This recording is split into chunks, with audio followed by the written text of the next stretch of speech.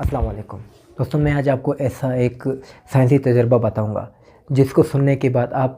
مسلمان ہونے پر اور محمد صلی اللہ علیہ وآلہ وسلم کے امتی ہونے پر فخر محسوس کریں گے۔ ایک گورا جو ہے ایک تجربہ کرتا ہے، دو جانوروں کو لیتا ہے، ایک کتا ایک بلی، ان کی جو ہے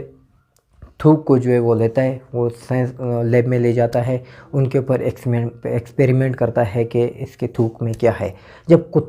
بلی کو ایکسپیریمنٹ کرتا ہے، بلی کی تھوک کو مائکروسکوپ میں دیکھتا ہے، اس کی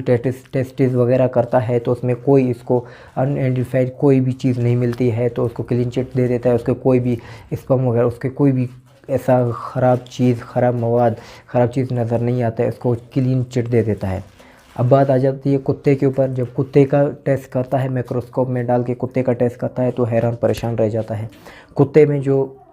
میں جو ٹیسٹ دیکھتا ہے تو وہ کہتا ہے کہ اگر اس کا کوئی بھی کسی بھی برتن کو یہ چاٹ لے، اس کے اندر کوئی بھی چیز ہو، اگر وہ کوئی بندہ کھاتا ہے تو وہ بیمار ہو جائے گا، جب تم میں سے کوئی بندہ وہ کھا لے، اس برتن میں کوئی بھی چیز کھا لیتا ہے تو اس کو دانتوں کی بیماری لگ جاتی ہے،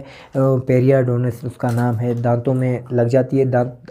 خود بخود گرنا شروع ہو جاتے ہیں اور وہ بیماری بڑھتے بڑھتے آنت تک چلی جاتی ہے۔ تو یہ گورا عجیب پریشان ہو گیا، اور جب اسلام کے بارے میں اس کو پتہ چلا کہ یہ اسلام میں جو ہے نا، یہ 1400 سال پہلے حضور اکرم صلی اللہ علیہ وآلہ وسلم نے یہ سب کچھ بیان کیا ہوا ہے۔ میں آپ کو بتاتا ہوں یہ کن 6 جگہوں پر یہ احادیث موجود ہے۔ صحیح مسلم میں جو ہے 279A میں، 279C میں، 279D میں، اور نجاست میں 335 میں جو ہے 366 ہے، سنت ابن داؤد میں 74 میں موجود ہے۔ دیا ہوا ہے صحیح بخاری کا کہ تم میں سے کوئی بھی اس برتن میں نہیں کھائے، کوئی بھی سالن وغیرہ ہو، کچھ بھی نہیں کھائے، اگر ہو کتا اس کو چاٹ لیتا ہے تو وہ سارا جو ہے گرا دو اور اس برتن کو 7 دفعہ دھو لو۔